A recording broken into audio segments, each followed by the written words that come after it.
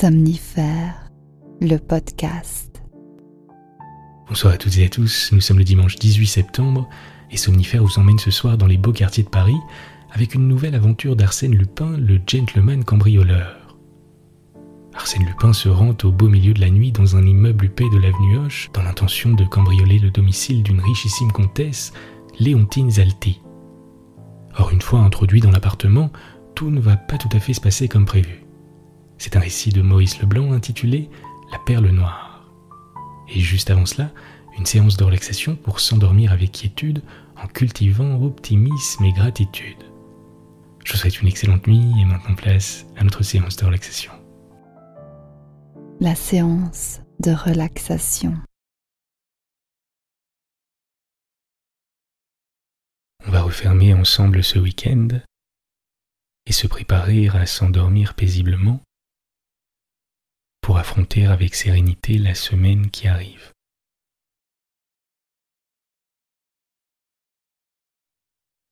Installez-vous confortablement. Laissez votre corps s'abandonner de tout son poids sur le matelas.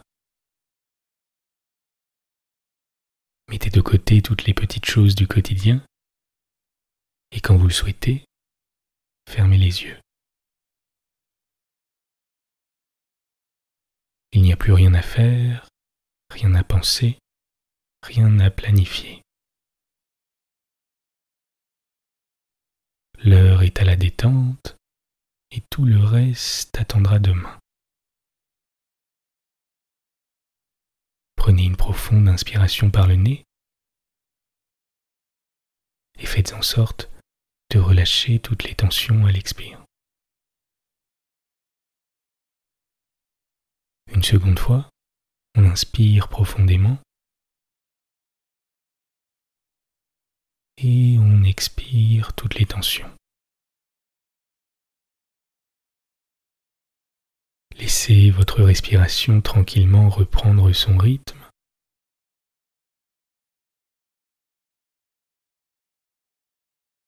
Et pendant la prochaine minute, portez simplement votre attention sur la région de votre ventre.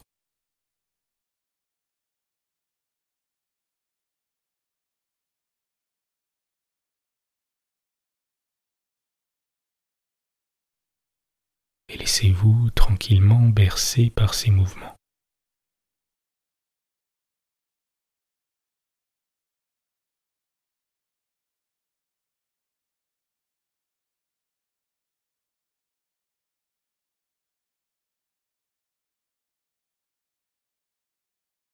Cultiver des émotions positives avant le coucher permet de s'endormir plus sereinement, d'instaurer un sentiment de calme et de sérénité. Je vais vous demander à présent de songer à 3 choses pour lesquelles vous avez éprouvé de la gratitude récemment. Vous ne l'avez peut-être pas ressenti sur le moment, mais même dans les moments difficiles, il y a toujours des choses pour lesquelles on est en mesure de ressentir de l'appréciation. Ce peut être de toutes petites choses, comme le sourire d'un inconnu ou le texto d'un ami. Ou des choses plus générales, comme reconnaître la chance que l'on a d'être en sécurité ou d'être aimé de quelqu'un. Faites simplement mentalement une petite liste des choses en ce moment pour lesquelles vous ressentez de la reconnaissance, de l'appréciation, de la gratitude. Et concentrez-vous sur les émotions que cela provoque en vous. Je vous laisse un petit moment pour le faire.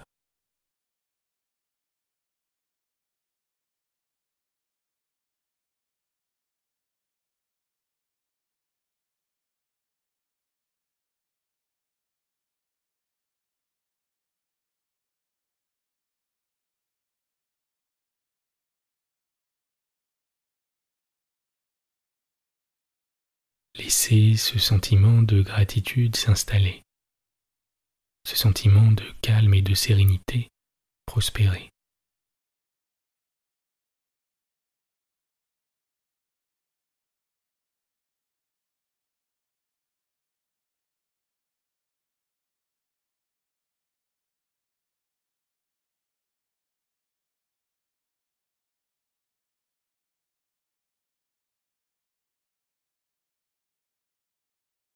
Portez votre attention sur vos deux pieds et sentez comme une douce sensation de chaleur les envelopper.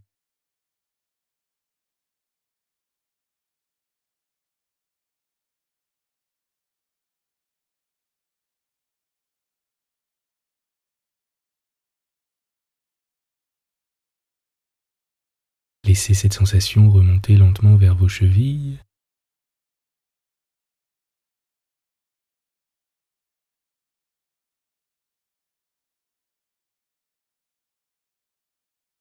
vos mollets,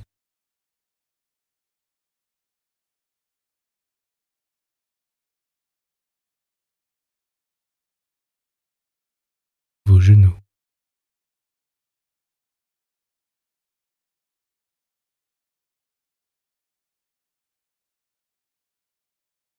vos cuisses,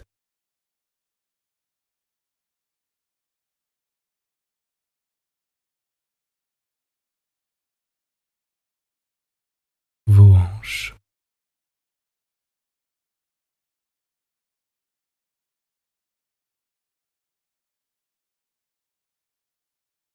votre ventre qui continue de vous bercer tranquillement.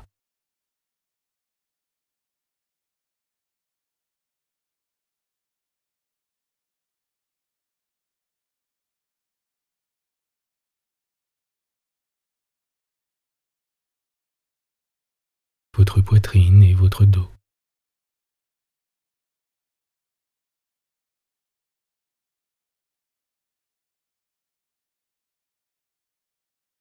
Vos épaules qui sont complètement relâchées.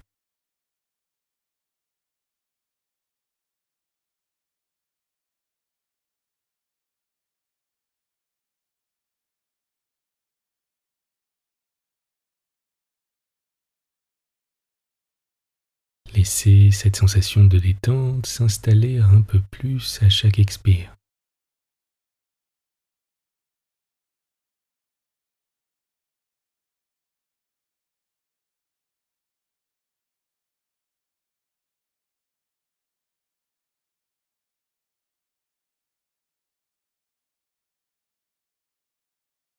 Avant de rejoindre votre nuque, tranquillement, comme un subtil massage. Puis votre cuir chevelu, qui s'enveloppe à son tour d'une douce sensation de bien-être.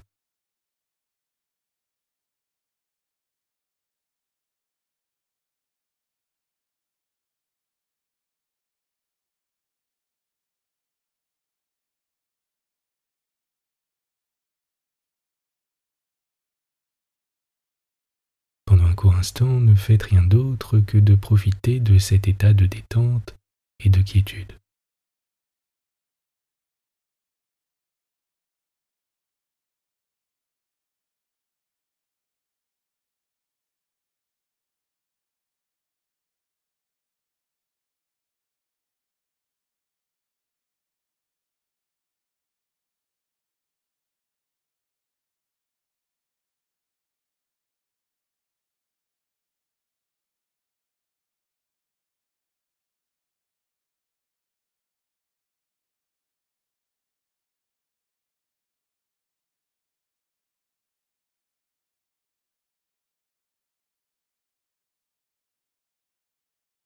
Vous êtes calme et détendu.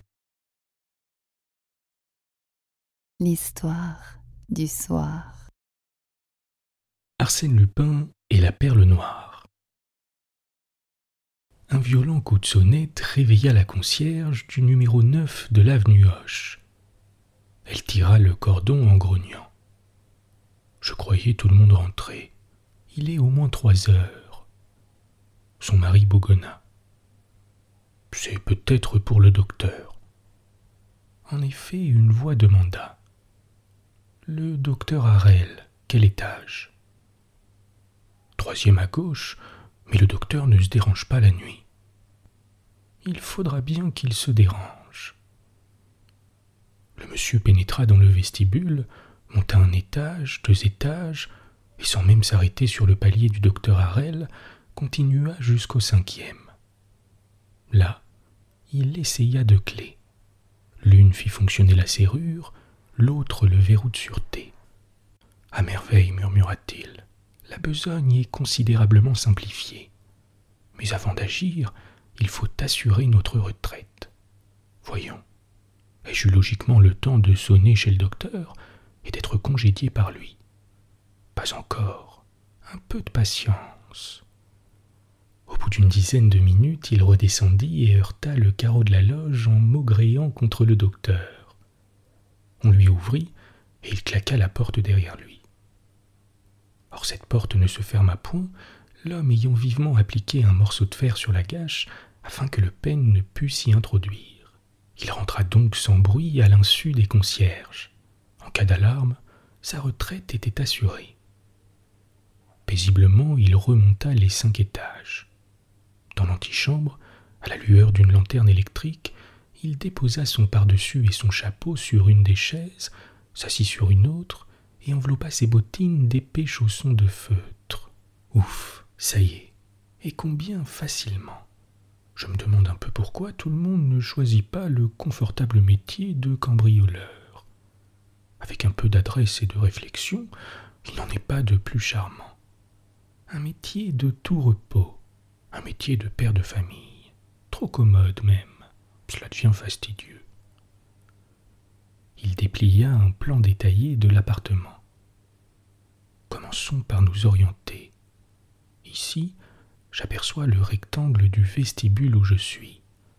Du côté de la rue, le salon, le boudoir et la salle à manger. Inutile de perdre son temps par là, il paraît que la comtesse a un goût déplorable, pas un bibelot de valeur. Donc, droit au but. Ah, voici le tracé d'un couloir.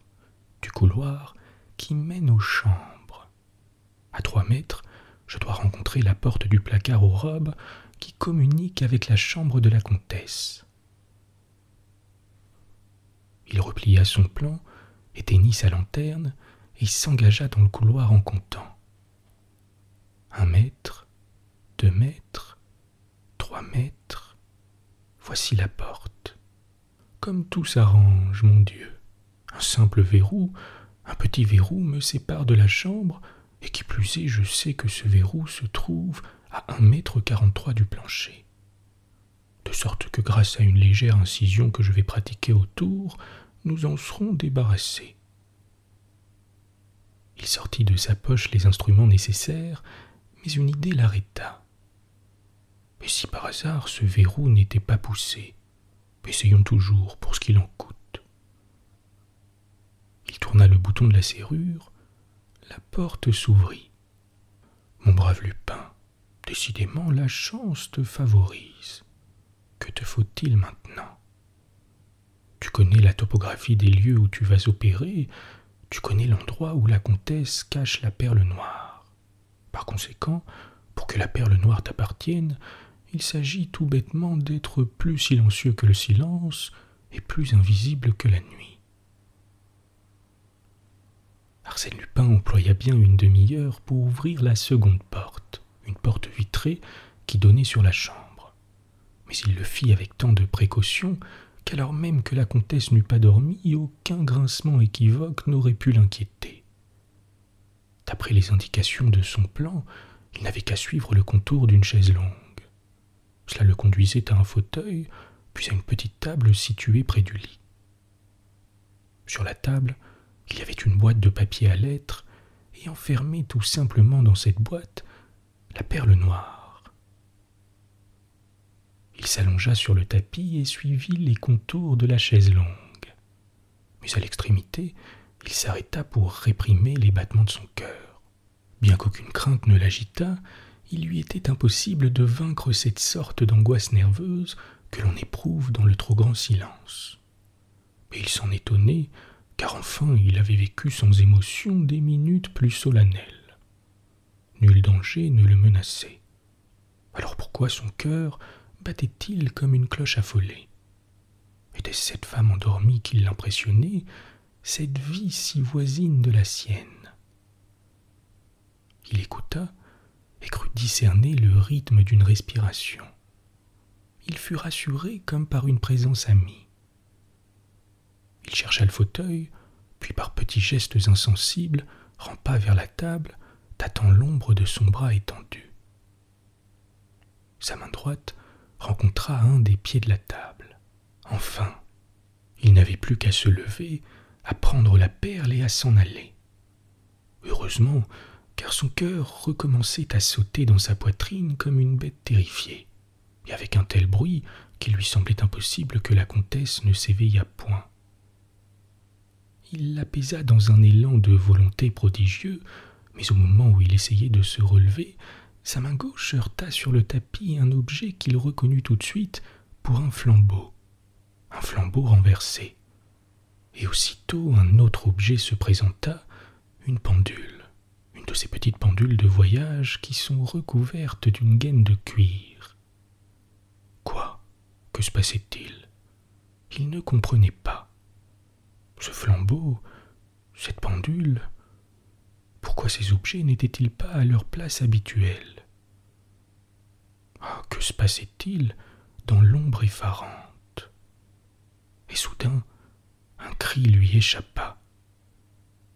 Il avait touché à quelque chose étrange, innommable. Mais non, la peur lui troublait le cerveau. 20 secondes, 30 secondes, il demeura immobile, épouvanté, de la sueur aux tempes, et ses doigts gardaient la sensation de ce contact. Par un effort implacable, il tendit le bras de nouveau. Sa main de nouveau effleura la chose étrange, innommable. Il la palpa. Il exigea que sa main la palpât et se rendit compte. C'était une chevelure, un visage, et ce visage était froid, presque glacé. Si terrifiante que soit la réalité, un homme comme Arsène Lupin la domine dès qu'il en a pris connaissance. Rapidement, il fit jouer le ressort de sa lanterne. Une femme gisait devant lui, couverte de sang. D'affreuses blessures dévastaient son cou et ses épaules. Il se pencha et l'examina. Elle était morte. Morte, morte, répéta-t-il avec stupeur. Et il regardait ses yeux fixes, le rictus de cette bouche, cette chair livide et ce sang, tout ce sang qui avait coulé sur le tapis et se figeait maintenant, épais et noir.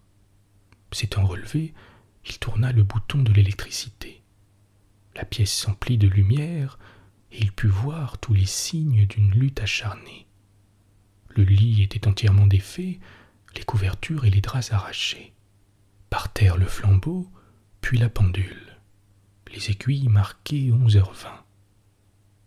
Puis plus loin, une chaise renversée, et partout du sang, des flaques de sang. Et la perle noire, murmura-t-il. La boîte de papier à lettres était à sa place, il l'ouvrit vivement. Elle contenait l'écrin. Mais l'écrin était vide. Fichtre, se dit-il. Tu t'es vanté un peu tôt de ta chance, mon ami Arsène Lupin. La comtesse assassinée, la perle noire disparue, la situation n'est pas brillante. Filons, sans quoi tu risques fort d'encourir de lourdes responsabilités. Il ne bougea pas cependant. Filer, oui, un autre filerait. Mais Arsène Lupin, n'y a-t-il pas mieux à faire? Voyons, procédons par ordre. Après tout, ta conscience est tranquille. Suppose que tu es commissaire de police et que tu dois procéder à une enquête. Oui, mais pour cela, il faudrait avoir un cerveau plus clair, et le mien est dans un état. Il tomba sur un fauteuil, ses poings crispés contre son front brûlant. L'affaire de l'avenue Hoche est une de celles qui nous ont le plus vivement intrigués en ces derniers temps, et je ne l'eusse certes pas raconté si la participation d'Arsène Lupin ne l'éclairait d'un jour tout spécial. Cette participation, il en est peu qui la soupçonnent. Nul ne sait en tout cas l'exacte et curieuse vérité. qui ne connaissait, pour l'avoir rencontrée au bois, Léontine Zalti, l'ancienne cantatrice, épouse et veuve du comte d'Andillot, la Zalti dont le luxe éblouissait Paris il y a quelque 20 ans, la Zalti, comtesse d'Andillot, à qui ses parures de diamants et de perles valaient une réputation européenne. On disait d'elle qu'elle portait sur ses épaules le coffre-fort de plusieurs maisons de banque et les mines d'or de plusieurs compagnies australiennes. Les grands joailliers travaillaient pour la Zalti comme on travaillait jadis pour les rois et pour les reines. Et qui ne se souvient de la catastrophe où toutes ces richesses furent englouties. Maisons de banque et mines d'or, le gouffre dévora tout. De la collection merveilleuse, dispersée par le commissaire-priseur, il ne resta que la fameuse perle noire, la perle noire, c'est-à-dire une fortune si elle avait voulu s'en défaire. Elle ne le voulut point. Elle préféra se restreindre, vivre dans un simple appartement avec sa dame de compagnie, sa cuisinière et un domestique, plutôt que de vendre cet inestimable joyau. Il y avait à cela une raison qu'elle ne craignait pas d'avouer. La perle noire était le cadeau d'un empereur, et presque ruinée, réduite à l'existence la plus médiocre, elle demeura fidèle à sa compagne des beaux jours. « Moi vivante, disait-elle, je ne la quitterai pas. » Du matin au soir, elle la portait à son cou. La nuit, elle la mettait dans un endroit connu d'elle seule.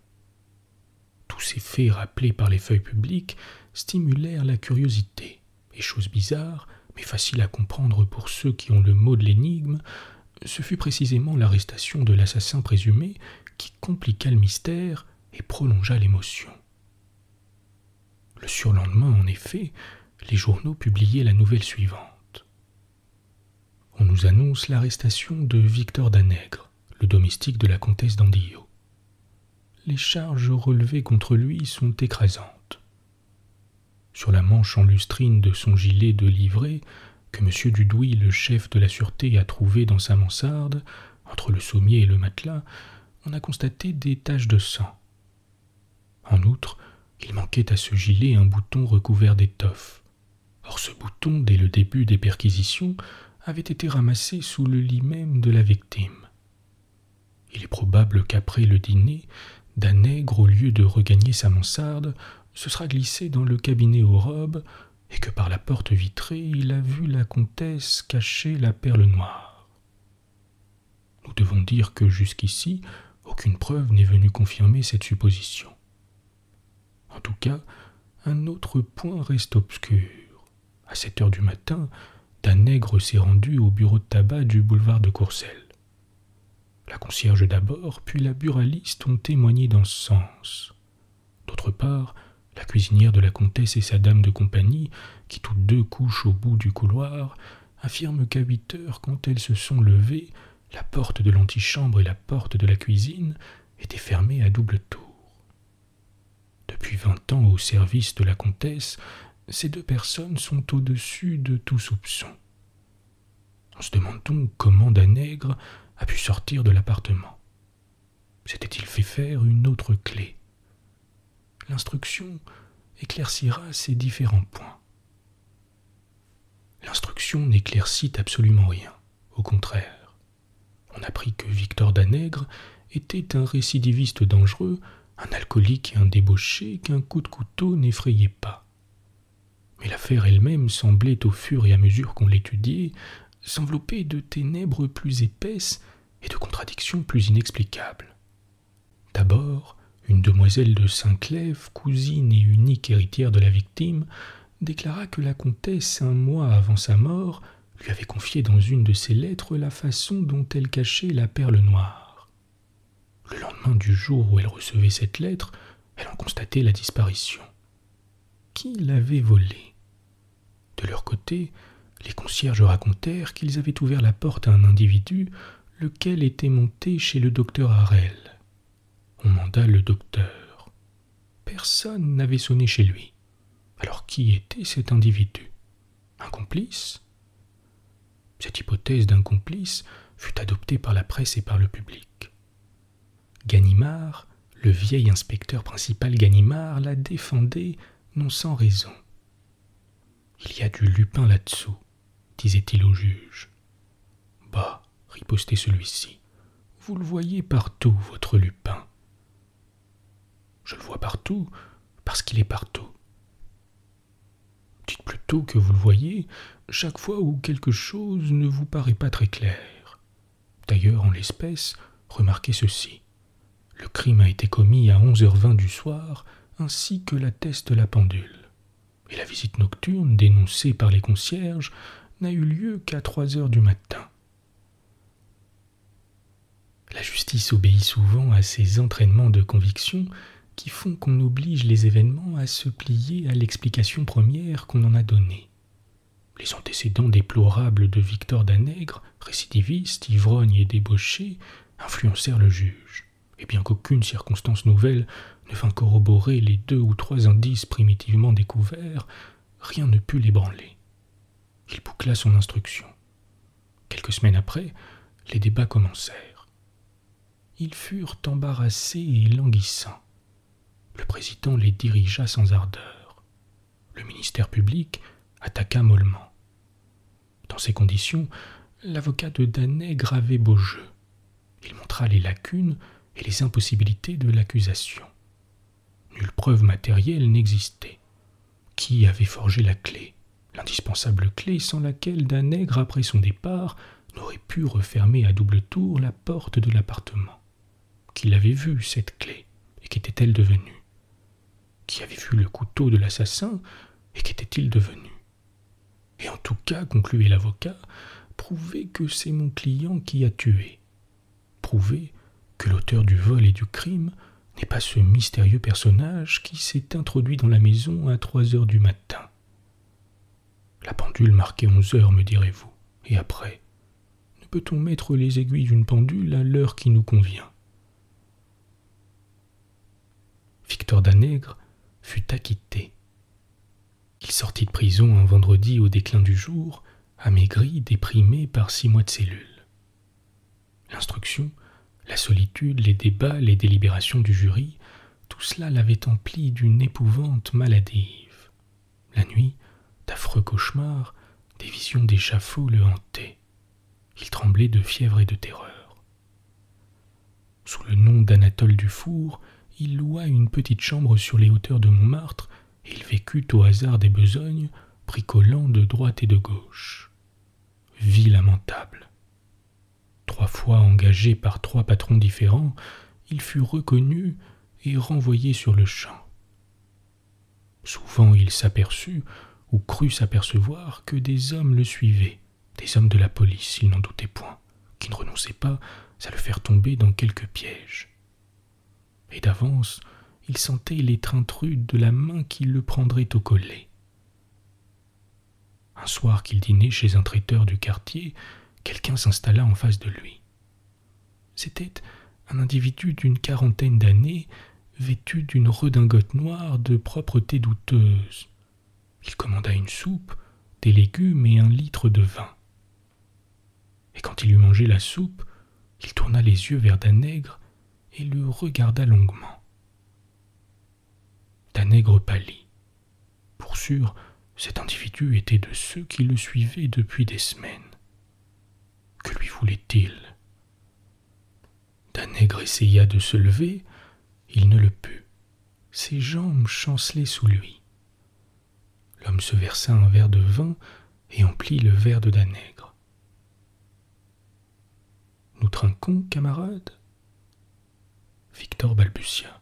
« Oui, oui, à votre santé, camarade. »« À votre santé, Victor Danègre. » L'autre sursauta. « Moi, mais non, je vous jure. » »« Vous me jurez quoi? Que vous n'êtes pas vous, le domestique de la comtesse? » ?»« Quel domestique? Je m'appelle Dufour. Demandez au patron. » »« Dufour, Anatole, oui, pour le patron. Mais Danègre pour la justice. Victor Danègre. »« Pas vrai, on vous a menti. » Le nouveau venu tira de sa poche une carte et l'attendit. Victor lut. Grimaudan, ex-inspecteur de la sûreté. renseignement confidentiel. Il tressaillit. Vous êtes de la police ? Je n'en suis plus, mais le métier me plaisait et je continue d'une façon plus lucrative. On déniche de temps en temps des affaires d'or, comme la vôtre. La mienne ? Oui, la vôtre. C'est une affaire exceptionnelle, si toutefois vous voulez bien y mettre un peu de complaisance. Et si je n'en mets pas ? Il le faudra. Vous êtes dans une situation où vous ne pouvez rien me refuser. Une appréhension sourde envahissait Victor Danègre. Il demanda. Qu'y a-t-il ? Parlez. Soit, répondit l'autre. Finissons-en. En 2 mots, voici. Je suis envoyé par mademoiselle de Saint-Clèves. Saint-Clèves, l'héritière de la comtesse d'Andillot. Eh bien, mademoiselle de Saint-Clèves me charge de vous réclamer la perle noire. La perle noire ? Celle que vous avez volée. Mais je ne l'ai pas. Vous l'avez. Si je l'avais, ce serait moi l'assassin. C'est vous, l'assassin. Danègre s'efforça de rire. Heureusement, mon bon monsieur, que la cour d'assises n'a pas été du même avis. Tous les jurés, vous entendez, m'ont reconnu innocent. Et quand on a sa conscience pour soi et l'estime de 12 braves gens, l'ex-inspecteur lui saisit le bras. Pas de phrase, mon petit. Écoutez-moi bien attentivement et pesez mes paroles, elles en valent la peine. Danègre, 3 semaines avant le crime, vous avez dérobé à la cuisinière la clé qui ouvre la porte de service. Et vous avez fait faire une clé semblable chez Outard, serrurier, 244 rue Oberkampf. Pas vrai, gronda Victor. Personne n'a vu cette clé, elle n'existe pas. La voici. Après un silence, Grimaudan reprit. Vous avez tué la comtesse à l'aide d'un couteau à virole acheté au bazar de la République, le jour même où vous commandiez votre clé. La lame est triangulaire et creusée d'une cannelure. De la blague tout cela. Vous parlez au hasard. Personne n'a vu le couteau. Le voici. Victor Danègre eut un geste de recul. L'ex-inspecteur continua. Il y a dessus des taches de rouille. Est-il besoin de vous en expliquer la provenance ? Et après, vous avez une clé et un couteau. Qui peut affirmer qu'il m'appartenait ? Le serrurier d'abord, et ensuite l'employé auquel vous avez acheté le couteau. J'ai déjà rafraîchi leur mémoire. En face de vous, ils ne manqueront pas de vous reconnaître. Il parlait sèchement et durement, avec une précision terrifiante. Danègre était convulsé de peur. Ni le juge, ni le président des assises, ni l'avocat général ne l'avaient serré d'aussi près, n'avaient vu aussi clair dans des choses que lui-même ne discernait plus très nettement. Cependant, il essaya encore de jouer l'indifférence. Si c'est cela toutes vos preuves, il me reste celle-ci. Vous êtes reparti après le crime par le même chemin.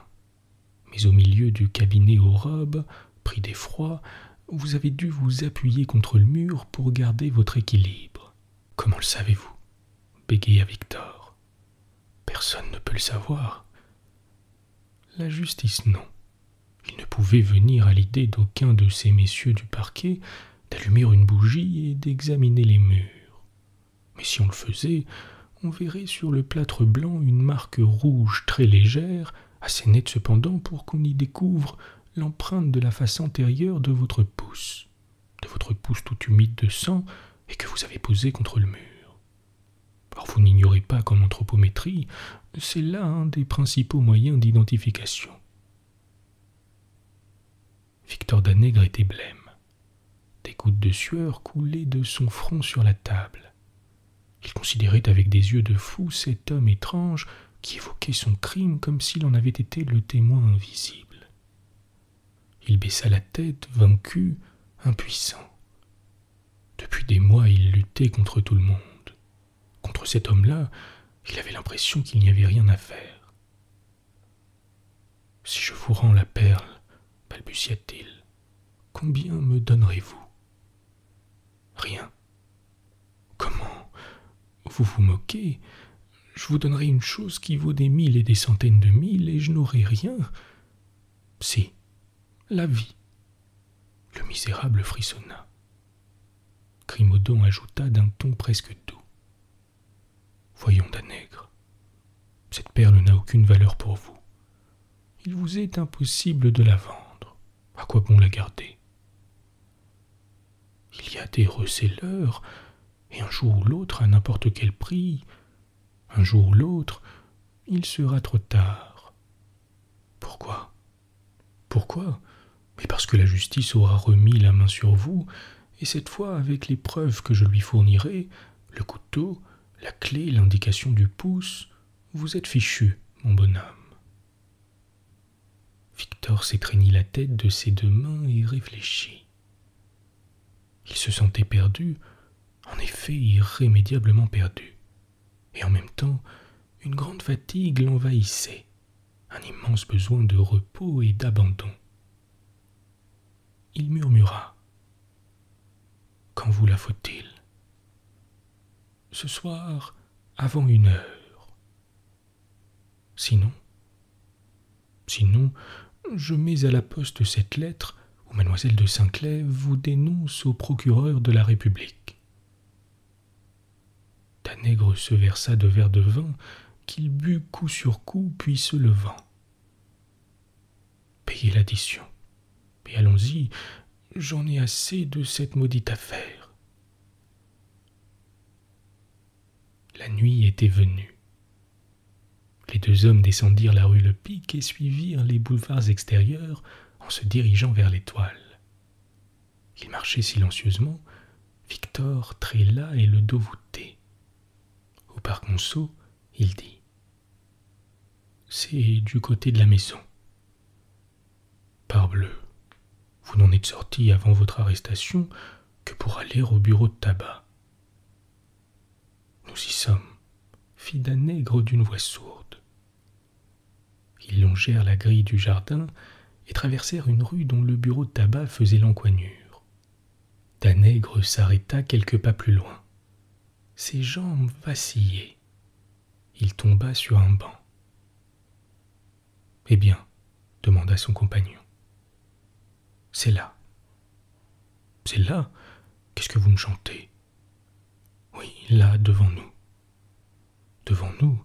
Dites donc, Danègre, il ne faudrait pas... Je vous répète qu'elle est là. »« Où ? » ?»« Entre 2 pavés. »« Lesquels ? » ?»« Cherchez. »« Lesquels ? » répéta Grimaudan. Victor ne répondit pas. « Ah, parfait. Tu veux me faire poser, mon bonhomme ? » ?»« Non, mais je vais crever de misère. »« Et alors, tu hésites ? Allons, je serai bon prince. Combien te faut-il ? » ?»« De quoi prendre mon billet d'entrepont pour l'Amérique. »« Convenu. Et un billet de 100 pour les premiers frais. »« Tu en auras 2. Parle. » Comptez les pavés à droite de l'égout. C'est entre le 12e et le 13e. Dans le ruisseau ? Oui, en bas du trottoir. Grimaudan regarda autour de lui. Des tramways passaient, des gens passaient. Mais bah, qui pouvait se douter ? Il ouvrit son canif et le planta entre le 12e et le 13e pavé. Et si elle n'y est pas ? Si personne ne m'a vu me baisser et l'enfoncer, elle y est encore. Se pouvait-il qu'elle y fût, la perle noire, jetée dans la boue d'un ruisseau, à la disposition du premier venu. La perle noire, une fortune. À quelle profondeur ? 10 centimètres à peu près. Il creusa le sable mouillé. La pointe de son canif heurta quelque chose. Avec ses doigts, il élargit le trou. Il aperçut la perle noire. « Tiens, voilà tes 200 francs. Je t'enverrai ton billet pour l'Amérique. » Le lendemain, l'Écho de France publiait cet entrefilé qui fut reproduit par les journaux du monde entier. Depuis hier, la fameuse perle noire est entre les mains d'Arsène Lupin, qui l'a reprise au meurtrier de la comtesse d'Andillot. Avant peu, des facsimilés de ce précieux bijou seront exposés à Londres, à Saint-Pétersbourg, à Calcutta, à Buenos Aires et à New York. Arsène Lupin attend les propositions que voudront bien lui faire ses correspondants. Et voilà comme quoi le crime est toujours puni et la vertu récompensée, conclut Arsène Lupin lorsqu'il m'eut révélé les dessous de l'affaire. Et voilà comme quoi, sous le nom de Grimaudan, ex-inspecteur de la sûreté, vous fûtes choisi par le destin pour enlever au criminel le bénéfice de son forfait. Justement, et j'avoue que c'est une des aventures dont je suis le plus fier. Les 40 minutes que j'ai passées dans l'appartement de la comtesse, après avoir constaté sa mort, sont parmi les plus étonnantes et les plus profondes de ma vie. En 40 minutes, empêtré dans la situation la plus inextricable, j'ai reconstitué le crime, j'ai acquis la certitude, à l'aide de quelques indices, que le coupable ne pouvait être qu'un domestique de la comtesse. Enfin, j'ai compris que pour avoir la perle, il fallait que ce domestique fût arrêté, et j'ai laissé le bouton de gilet, mais qu'il ne fallait pas qu'on relevât contre lui des preuves irrécusables de sa culpabilité. Et j'ai ramassé le couteau oublié sur le tapis, emporté la clé oubliée sur la serrure, fermé la porte à double tour et effacé les traces des doigts sur le plâtre du cabinet aux robes. À mon sens, ce fut là un de ces éclairs de génie, interrompis-je. De génie, si vous voulez, et qui n'eût pas illuminé le cerveau du premier venu. Deviner en une seconde les deux termes du problème, une arrestation et un acquittement, me servir de l'appareil formidable de la justice pour détraquer mon homme, pour l'abêtir, bref, pour le mettre dans un état d'esprit tel qu'une fois libre, il devait inévitablement, fatalement, tomber dans le piège un peu grossier que je lui tendais. Un peu, dites beaucoup, car il ne courait aucun danger. Oh, pas le moindre, puisque tout acquittement est chose définitive. Pauvre diable, Victor Danègre, vous ne songez pas que c'est un assassin. Il eût été de la dernière immoralité que la perle noire lui resta. Il vit, pensez donc, Danègre vit. Et la perle noire est à vous. Il la sortit d'une des poches secrètes de son portefeuille, l'examina, la caressa de ses doigts et de ses yeux émus il soupirait. Quel est le boyard, quel est le raja imbécile et vaniteux qui possédera ce trésor? À quel milliardaire américain est destiné le petit morceau de beauté et de luxe qui ornait les blanches épaules de Léontine Zalti, comtesse d'Andillot? Bonne nuit. Bonne nuit.